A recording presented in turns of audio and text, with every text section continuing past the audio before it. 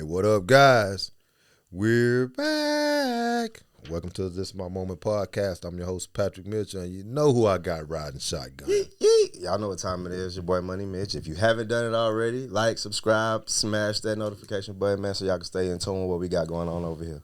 Let's go to work. There ain't no stopping it. This is my moment. Join the movement. We bringing people together, bringing positivity, making changes for the better. Today, man, I have a young lady on the show that I met through the Chamber of Commerce. Y'all know we doing it over here. We on the Chamber of Commerce. I'm talking about Chamber of Commerce every week, right?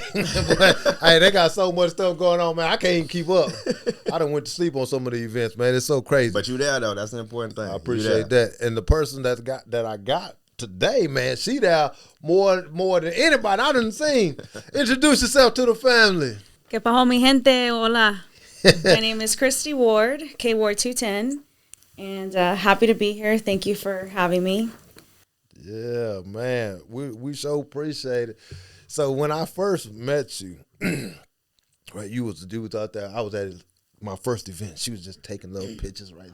She going around, man, and she mingling. That's what they call it, right? Mingling. And just and you know, I'm social, anti-social at the same time. Right? Like I'm cool if I know you, but if I don't, very quiet. Oh yeah, because I don't know nobody. I'm the new cat. I'm just here.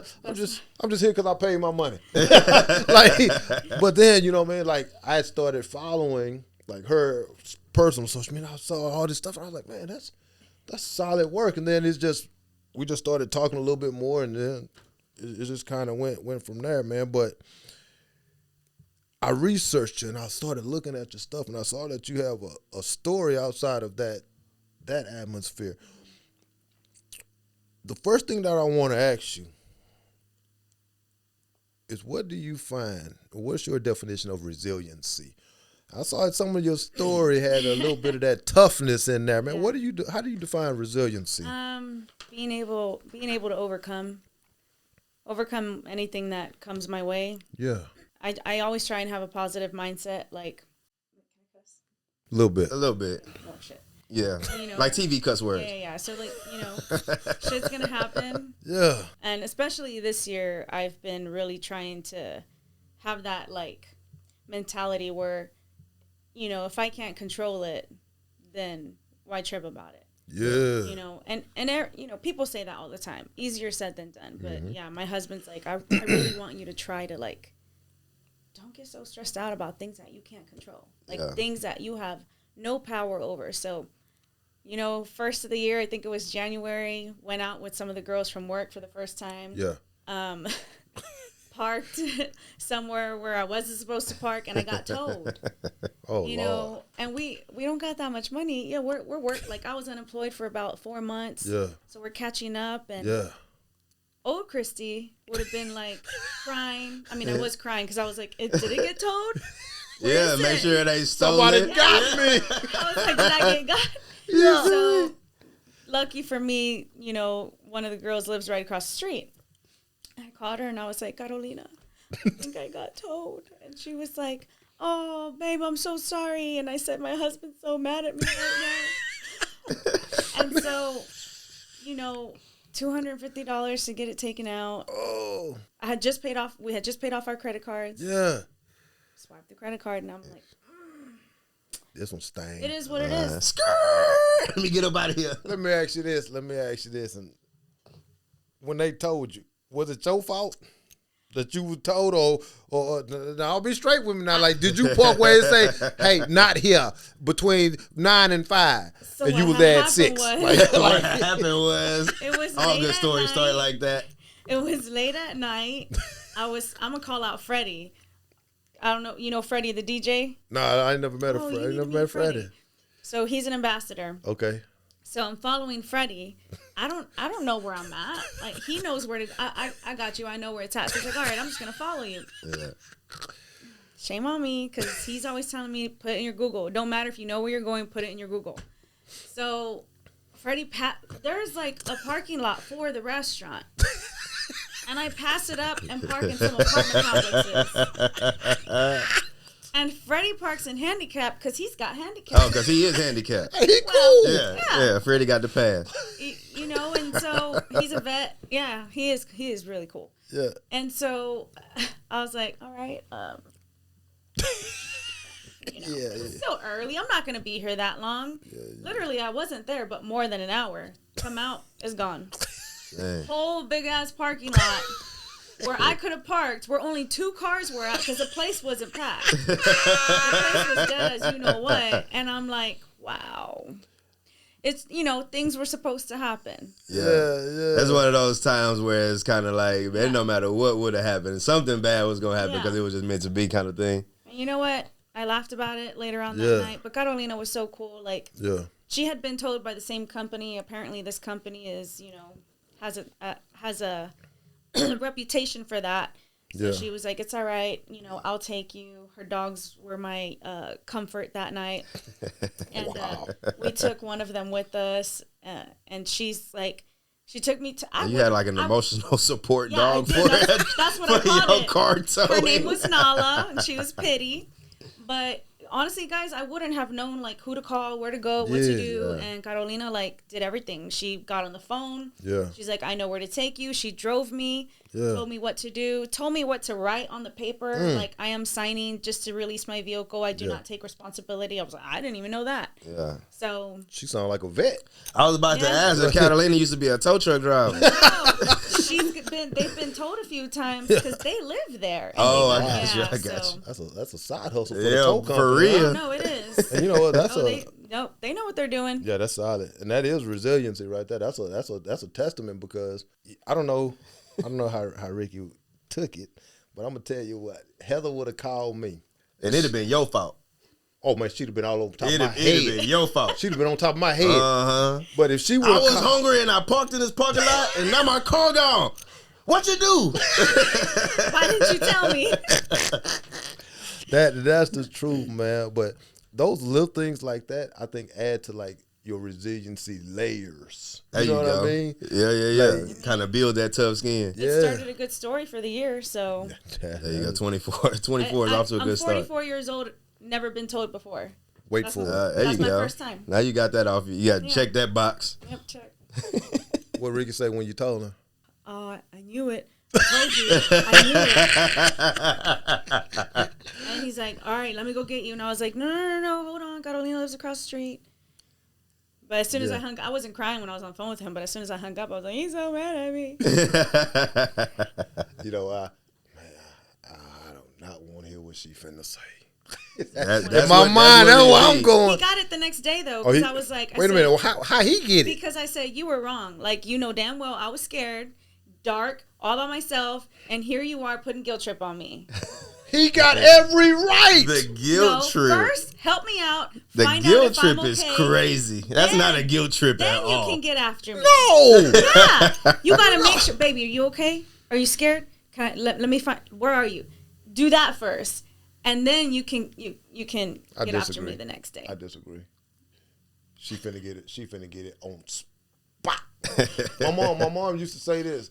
You act up, get smacked up. Wherever you at is where you get it at. Hey, look. Hey, Barbara got bars. Act up, get smacked up. We gonna put that one in the archive. Hey, that's how we do it.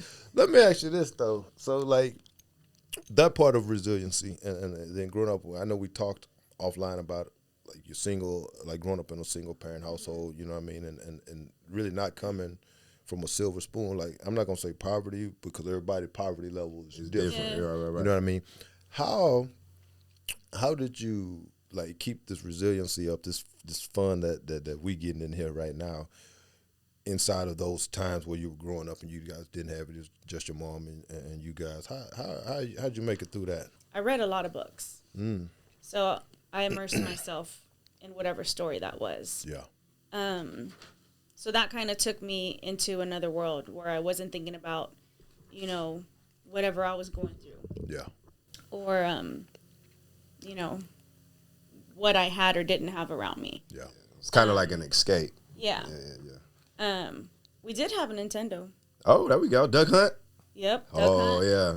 Mario Brothers. Yeah. You feel it. So, But honestly, and I know people say it all the time, but seriously, I had the best therapist.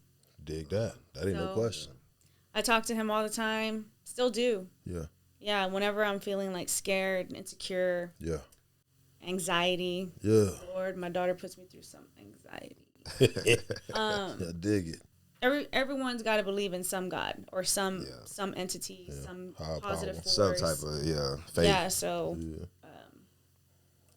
you know, we never went to church, but I spent some, you know, quite a bit of time with both my grandmas, and so honestly, that's probably the number one answer. That, and I had my little sisters, so I probably didn't really have the time to like pity myself, or feel bad, and I was kind of always a happy kid, or a happy, you know. Did you feel a sense of responsibility to your younger siblings? Oh, I had a responsibility. My mom worked 2 jobs. Yeah. Oh, I got you. So I stayed at home with them, you know, before I have legally should have. Yeah, of course. But, you know, my mom's mom, she's already passed, but she always told me, like, you went through what you went through to be who you are today. Already. Yeah, already. And, you know, the people who have, like, crossed my path that I have been able to help, or that I've, you know, helped feel like, oh, okay, well, you're not alone. Like, I know it. Yeah. And just the way that I raised my kids, like, you know, I have some good kids. They don't get in trouble. No one's perfect, but, you know, they graduated high school. That's what's up. Good grades. No teen pregnancies. There you go. So. That's a win. Yeah, I was about to say, in this climate, that's a win for real, for real. It's. I don't know. I always just said it was what it was. Like, I mean, I would cry. Yeah. But, yeah, I read a lot of books. I started writing poetry. I think pretty early on. Like, you know, very elementary poetry to my mom. And then once I got into middle school, it kind of started getting a little bit deeper. Yeah. You know, we're cousins. Oh, okay. His mom is my mom's younger sister. So we've been together his entire life. Yeah. And we grew up in single parent homes. You know what I'm saying? And we both the oldest. I'm the oldest. Oh, yeah. My brother and sister, he's the oldest of his brothers. And I think that it automatically becomes who you are when you have younger siblings and you're coming from an environment where your mom is working, trying to keep the lights on. You know what I mean? So we was all in that situation. You 8, 9, your siblings a little younger, and you at home making Cheerios and grilled cheese. Don't touch the stove. Yeah. No, we could touch the stove. No, we couldn't touch the stove. We didn't even have a microwave. Well, we didn't have a microwave, so every time you had to heat food up, you had to heat it up in the oven. Well, you know, I was way more mature for my age, so I can understand why they ain't let y'all mess with the stove, but. For a while, we didn't have a microwave, so we would put the hot dogs on the fork and like campfire. Put it on top of the stove. Yeah. Oh my god, that was the best. Yeah. It's like a barbecue. You know that's gas. It's fire, bro. I'm here. It's fire. It's fire when you camping too. I was kidding. Nah, man, but I think that's all of those things. I look at it. I look at it sometimes, and I'm glad that I went through some of those things because it made my skin super tough. Yeah, builds character for sure. You know what I mean? And sometimes character is overrated because some days, no lie, man. Some days I wish I grew up with a silver spoon because I used to look at some of my friends. So you don't like you don't like sausage sandwiches? Who? With a little sandwich spread. Mayonnaise sandwiches. Man, if you had a silver spoon, bro, you wouldn't know nothing about no sausage sandwich. You know I love me a sausage sandwich. Man. I'll put you some sandwich spread on that, cut that thing down the center. But hey, you know how we get down. Hey, man. But all that stuff, man, I think makes us super tough, makes us super resilient. It's because we know how it felt when we didn't have that stuff, you know what I'm saying? And then when you have kids, you try to like take those lessons and then making your kid as tough as possible. And 9 times out of 10, it probably don't work. It ain't gonna work. It didn't work. It's a completely different time. It didn't work for my kid neither. But they are kind of tough. But yeah, my kids ain't. My kids tough as wet toilet paper. They're not as tough as the way we are.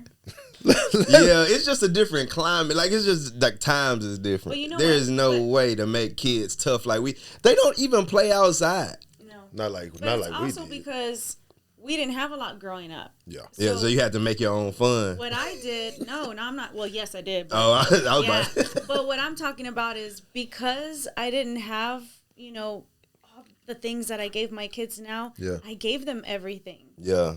If they ask for this or that, I'm like, all right, bet I'm gonna get it. Yeah. Because all I ever heard growing up was no.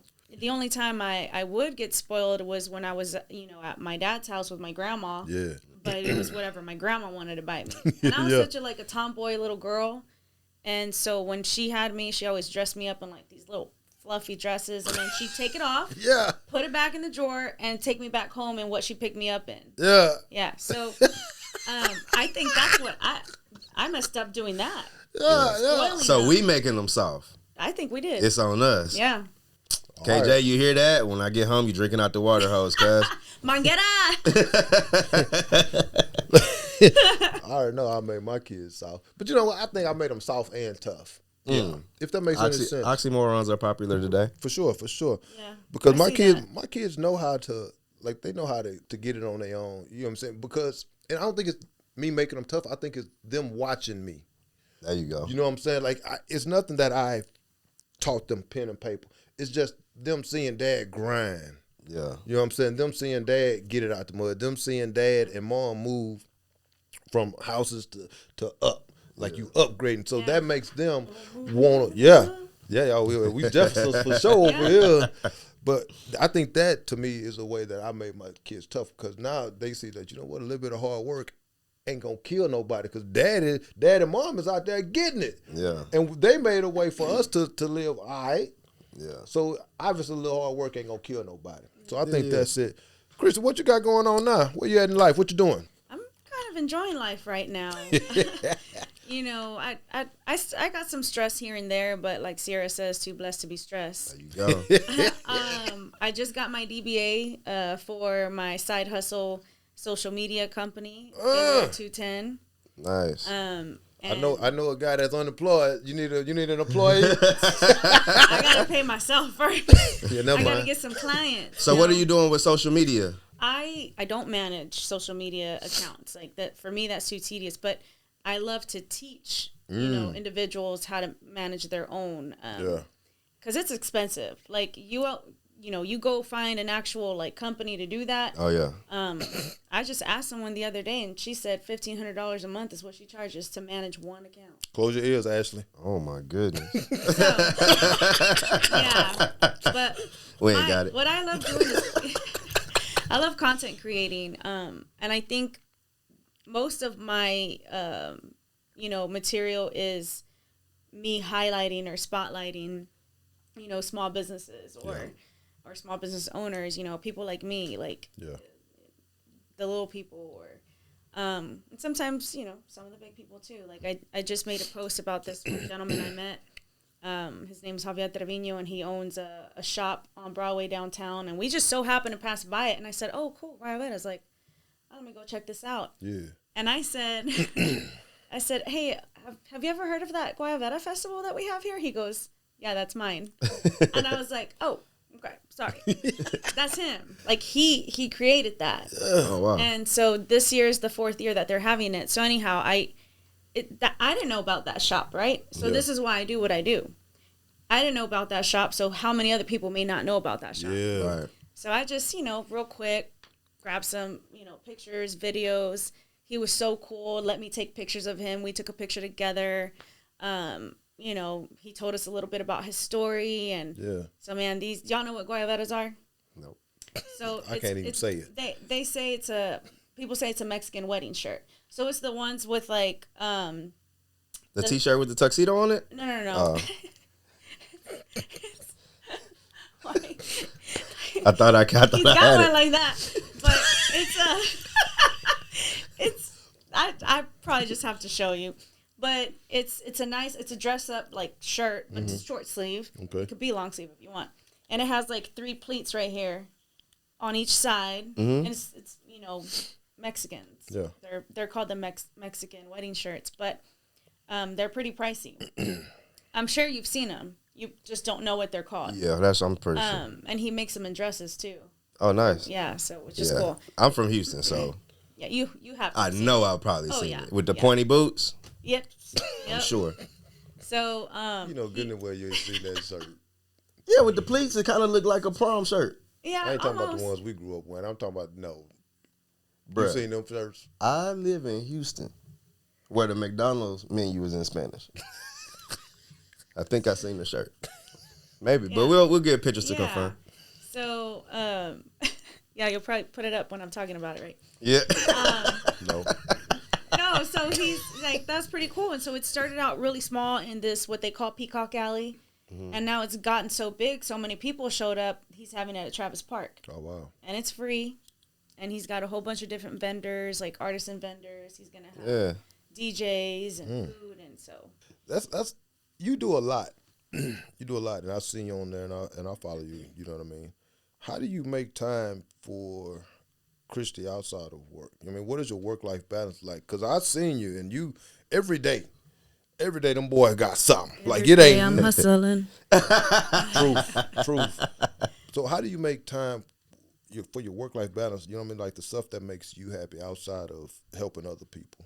Well, that does make me happy, though. Like, you can ask my husband. I need a... So, I mean, sometimes I feel bad because I need to make time for him. Yes, so you do. We also have my grandma living with us. She's 89, so we're her caregivers. And Yeah. I won't say me, we are, because my husband and the kids help. Yeah.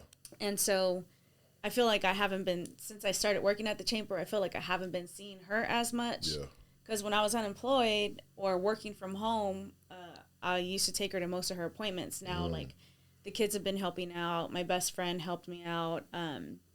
You know, he took off a little early one day to take her. Yeah.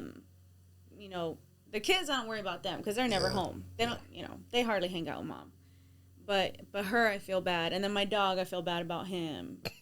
But yeah, like I'll be at home and I'm like, okay, babe, like I love you. You know, I tap him on the leg. I'm like, just two more videos. I'm gonna edit it real quick. And I'll be like, with my hand on his lap. Okay, I'm done, babe. Ready? Yeah. And it's like, so I have guilt, right? But I'm also, like you said, I'm hustling. Like, I'm not there yet where I want to be. Yeah. Like, I'm 44. I know I'm gonna get there. Like, for the first time in my life, You can see the light at the end of the I can tunnel. see it. Yeah. I love what I'm doing, and I feel it. Yeah. Like, I truly, genuinely feel like this is my time. Yeah. This is my moment. Yeet. That's what I'm talking about. Little plug.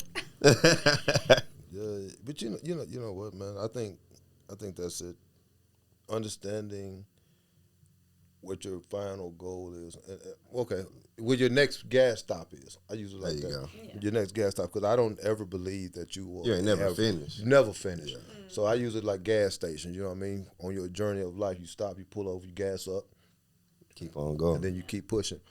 But I do believe that your family plays a big part inside of your work-life balance, you know what I mean? Only because they have to know and support you the same way that you would support them, you know what I mean? And I think a lot of times people think that support, to me, this is just Patrick, that support only comes from the wife, you know what I mean?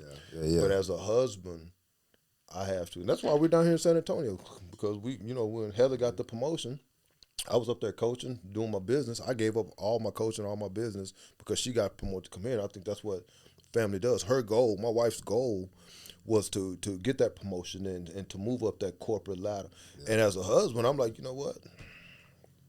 I ride with you. That's what we're here for. Let's ride. Put the wheels on now. Yeah. You know what I mean? And as long as your family understands that your goals and you're not really pushing them off, it's just because content is king. Ain't that right? You feel me? You Turn the camera on 2024.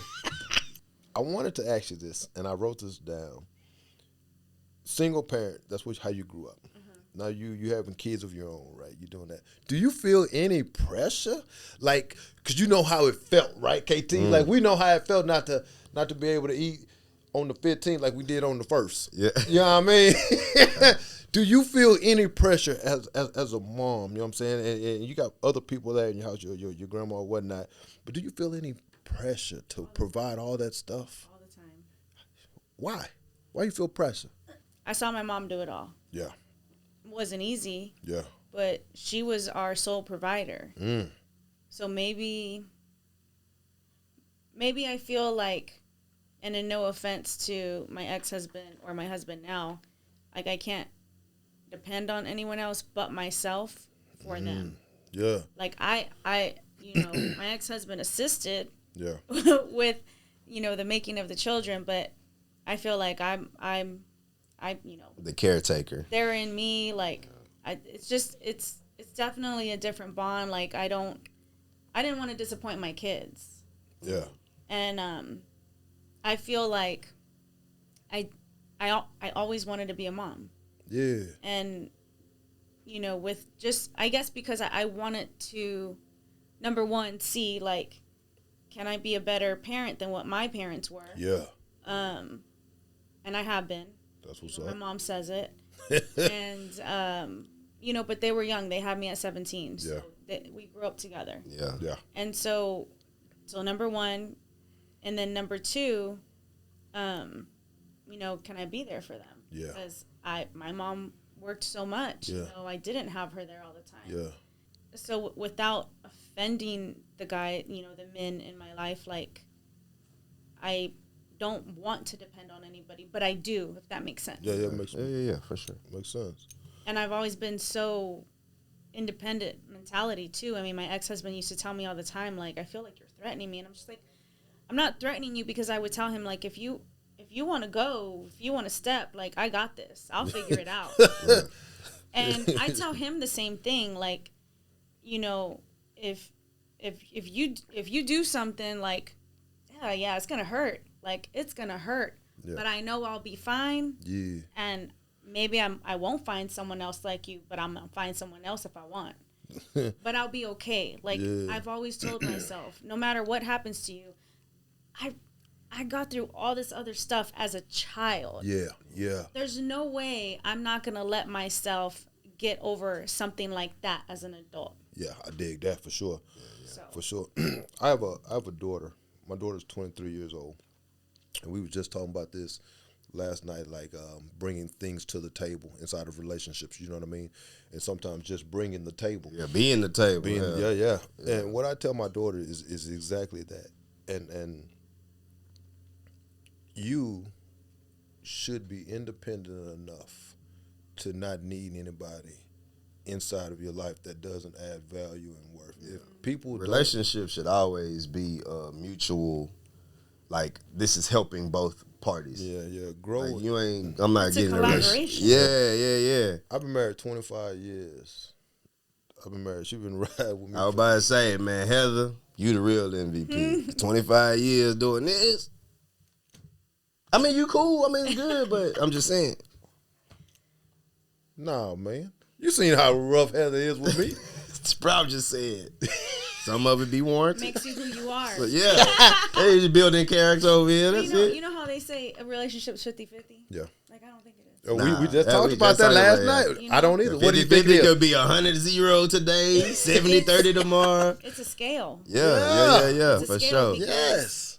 I may not always be 100. Mm-hmm. And when I'm not, he's there. Yeah. And vice versa. Like, he lost his job one time. Yeah.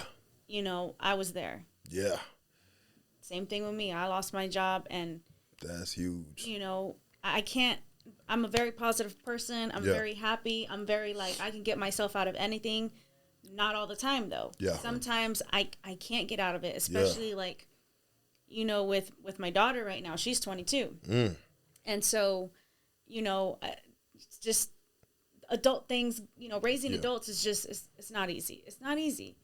And so he's got my back when I don't have my own back. Yeah. And he pulls me up out of it. Literally, like, it's like I'm freaking in what is it called? Like the sand or whatever, where I'm stuck. And he's literally like, no, come on. Pull you out the quicksand. Yeah. And if it's not him, it's his mom.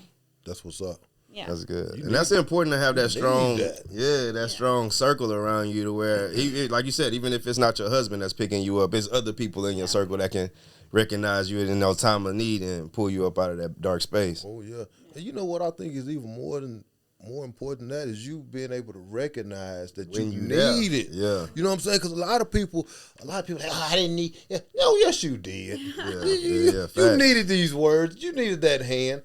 No matter how tough you are, you needed it, and you know you did. But the pride inside of that Texan, we ain't gonna let it show like that. That's you know how we people get think down. That's a sign of weakness. Mm-hmm. I'm a very sensitive person, and I cry very easily about different things, like damn commercials, you know. And like, what did I just saw something on Instagram today about a game where the Yale, or was it Yale, that didn't have their band, and so the other school found out. I don't know what school it was, but one of the bands didn't show up, and so the other school found out about it, and they learned the fight song for that school, even though, you know. Yeah, this is competition. That's sweet. When I'm reading that, my eyes got watery, and I'm like, hell. And so growing up, people would say, God, why are you so sensitive? Like, I'm not sensitive. I have a big heart. Yeah. Being able to show my vulnerability is strength. Yeah. That's what I say. Yeah. I'm glad you brought that up, because vulnerability is the next part of our show. Okay. At the end of every show, we play this game. It's called Pick One. Okay. I'm going to give you some options. You can only choose one. All right? You ready to play? Mm-hmm. Let's get it cracking. Out of all the people that you've talked to since you've been doing your chamber work, you can only keep one interview. Who are you talking to? Who are you keeping? Oh, my God. Don't look at me. I can't help you. Like the people that every day. Yeah, all the people that you talk to, because every time that you do and you go to events, you're interviewing people for something, try to get them to do something. Out of all the people that you talk to, you can only keep one person. Who are you keeping? They're all so good. I'm going to keep Freddie, because Freddie stayed on me the whole time. Freddie stayed checking on me. Yeah, Freddie's like big bro. I dig that. You know, and I got so caught up, you know, where I told him, I said, I feel so bad, Freddie. Like, I haven't checked on you the way you checked on me. He's like, well, I'm good. You know I'm good. Yeah. He goes, you see me liking your posts. You know, and he's been subbing, so he hadn't showed up at as many events, so we haven't been seeing him as much. But, yeah, Freddie, right, babe? Freddie's been, like. Good. Yeah. I'm glad you brought up events. All the events you've been to, one event, which one you keeping? Probably, oh my gosh, I forgot what the event was called. I took my daughter to this one, and I'd have to go. It's part of like Period Palooza. So it was a whole bunch of female content creators as a panel. Yeah. And, you know, most being Hispanic. And it was just like a whole, nothing but females. I mean, there were some in there, of course, but a whole bunch of women there. And the panelists are all talking about, you know, where they came from, how they came up, how they got to where they are now. Yeah. And kind of just, you know, I love hearing other people's stories. Yeah. Because, again, feeling like good, or not good, but feeling okay with the type of life you had. Yeah. And not feeling alone is hearing other people and, you know, learning that, oh, damn, you went through that shit too? Like, yeah. Okay, you know, even though you know damn well you're not alone in it, but just hearing it, hearing somebody being okay to talk about it. Yeah, like, that event. That's it. All right, last one. I give you the phrase, this is my moment. What first thing come to your mind?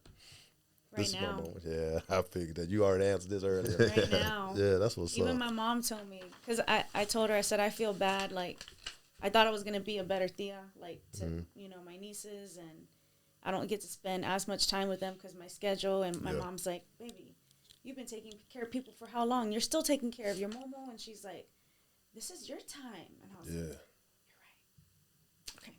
But we had them last night, and oh, my God, we're tired. We're so tired. We're like, no. That's cool. So we thank you again for coming, spending time with us, and sharing your story. You want to tell the people where they can reach out to you, your social media, your platforms, where they can get in contact with you? Yes. Well, while we have TikTok, you can find me at latina.mom, Instagram, kward210, and I'm on LinkedIn as well, Kristy Ward, and Facebook. Nice. Well, Miss Kristy, we thank you again. Thank you, Your guys. story and your testimony is awesome.